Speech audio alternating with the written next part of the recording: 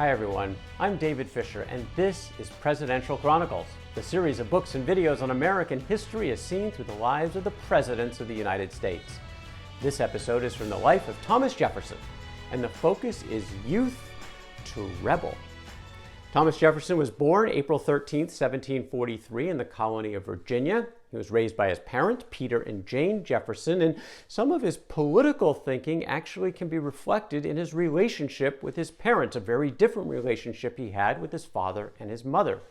Jefferson all along believed there were two different kinds of aristocrats, the natural aristocracy and the artificial aristocracy. One was based on what you earned, the other is simply based on being born and inherited into the artificial aristocracy. He associated the natural aristocracy with his father. Peter Jefferson came to the colonies, he staked out his own territory, he worked hard, his own skills, and he moved up the chain through his and wealth, status in the community, all through his own hard works. Jefferson admired this, he admired his father, he respected him, and had a close relationship. Now, Jefferson's mother, on the other hand, the former Jane Randolph, came from one of the wealthiest families in the colony of Virginia that typically just passed its wealth along from generation to generation through the inheritance process.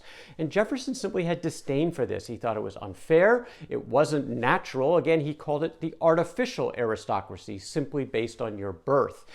It's one of the reasons why he perhaps had such a cool relationship with his mother, distant. When she died in 1776, it garnered barely a mention in his journal, and he really never had affectionate commentary in any of his correspondence about his mother. Much more emotionally attached to his father, who had actually died earlier when Jefferson was only 13. And this was a difficult time for him when he was both emotionally and personally losing an important person in his life.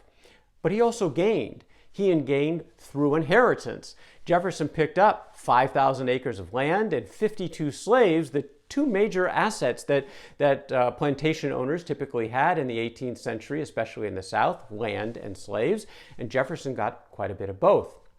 And the most important part of that land was a little mountain in Albemarle County, Virginia, that Jefferson called Monticello, Italian for Little Mount, an 850-foot hill which became his utopia. It was his escape, his special place in earth where he could get away from his troubles, the outside world, and he would continue to build and nurture this land really his entire life, and didn't seem to care that the others would have to bring all those supplies up that 850-foot hill, which wasn't easy. This was the spot on earth that Jefferson craved and desired more than any other.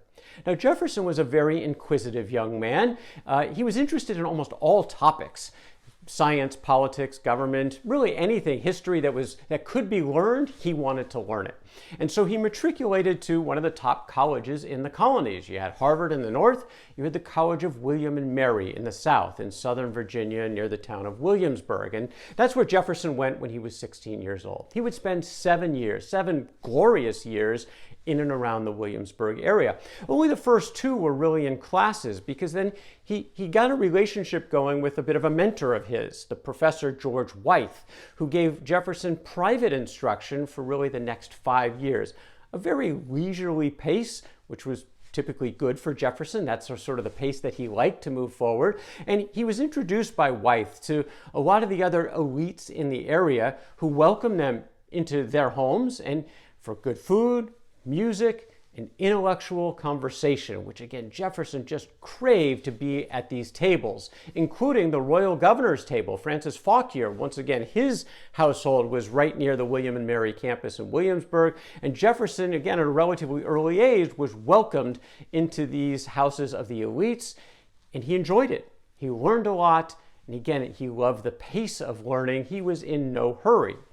Well, eventually, though, it was time to think about maybe having a job. Now, Jefferson had wealth, so he didn't really have to work, but he had been trained in the legal profession, and so he passed the bar, 1767, and he quickly found out that he absolutely hated everything to do with the law.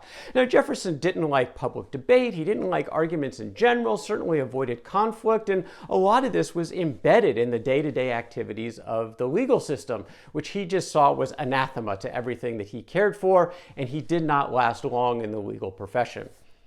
Jefferson was also very awkward with women. And it took him a while before he got a serious relationship, and eventually he overcame some of his, his personal shyness, if you will, and awkwardness with women, established a relationship with a young widow by the name of Martha Skelton in 1770. They eventually wed on New Year's Day of 1772, an incredibly important part of Jefferson's life that we'll cover in more detail in a future episode.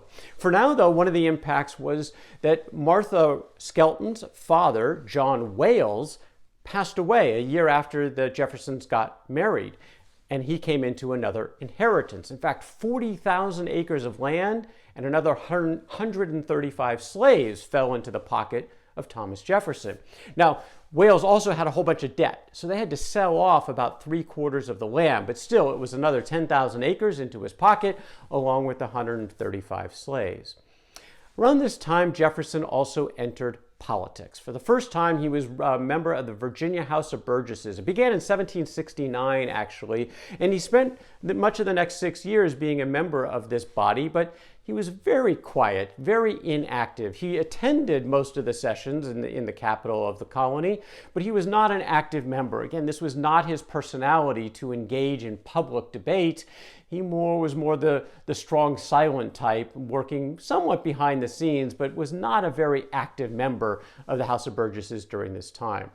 It was a tumultuous time, especially with the British imposing the Stamp Act in 1765, the first direct tax on the colonies. There was a bit of an uproar, particularly in the North, but also in Virginia, against sort of what they feel to be the tyrannical and unconstitutional imposition by the British, the Crown and Parliament, on the colonies with the Stamp Act. There were some protests, and when the British returned that act, they rescinded it.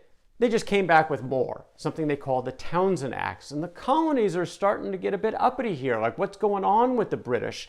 And finally, you had the Tea Act in 1773, which led to the Boston Tea Party, where some of the Sons of Liberty under Sam Adams in Massachusetts stormed onto a bunch of tea carting ships in the Boston Harbor and dumped that tea into the ocean as an act of defiance. This was not going well between the colonies and the mother country, and Jefferson actually then spoke out. 1774, he finally made a statement. He said, "We must boldly take an unequivocal stand in the line with Massachusetts." His path to rebel was really just starting to manifest. Well, the next year, Jefferson writes his first political treatise, where he takes this now to the next level. And we also start to get introduced to the beautiful writing that Jefferson brings to the table. He called it his Instructions, and this was on behalf of the House of Burgesses. Jefferson wrote, "Single acts of tyranny may be ascribed to the accidental opinion of a day, but a series of oppressions, begun at a distinguished period and pursued unalterably through every change of ministers, too plainly prove a deliberate and systematical plan of reducing us to slavery. The God who gave us life gave us liberty at the same time. The hand of force may destroy, but cannot disjoin them. This, sire, is our last, our determined resolution." In fact, Jefferson's instructions were even too radical for the colony of Virginia at the time. They were not adopted, but they were printed, published, some popularity in the colonies. They were also published in Britain, where Jefferson was held at disdain for writing such sort of bold and controversial comments at the time. Well, Jefferson was not named to the First Continental Congress, which actually met that same year in 1774, as the colonists, the leaders, came together for the first time to see what to do as a group against some of these tyrannical actions, as they deemed them, from the British Crown. But Jefferson was sent to the Congress in its second iteration, in 1775. Now, this is in the wake of actual skirmishes in Massachusetts between the British and the colonials. Shots were fired at Lexington and Concord. And then one of the first acts of that Second Continental Congress was to name a Virginian, George Washington, to be the leader of a Continental Army, as this is now getting a lot more serious as the colonies were coming together to resist these depredations from the British Crown. Well, Jefferson stays at the Second Continental Congress for a couple of months, but then he leaves. He goes back for the winter of late 1775 and early 1776, but he is definitely getting much, much closer to being a full-fledged rebel. He writes in late 1775, "I would rather be in dependence on Great Britain, properly limited, than on any nation on earth, or no other nation. But I am one of those two who, rather than submit to the rights of legislating for us, assumed by the British Parliament, and which late experience has shown they will so cruelly exercise, would lend my hand to sink the whole island in the ocean. Jefferson increasingly moving into the camp of the rebels. In fact, when he is ready to return to Congress in early 1776, he's ready to take the rebellion to a whole new level. That's the story for another day. And that is Thomas Jefferson and Youth to Rebellion, and the life of Thomas Jefferson. For more presidential chronicles, check out my books on Amazon.com, and don't forget to subscribe to my YouTube channel. Until next time, I'm David Fisher, and this is Presidential Chronicles.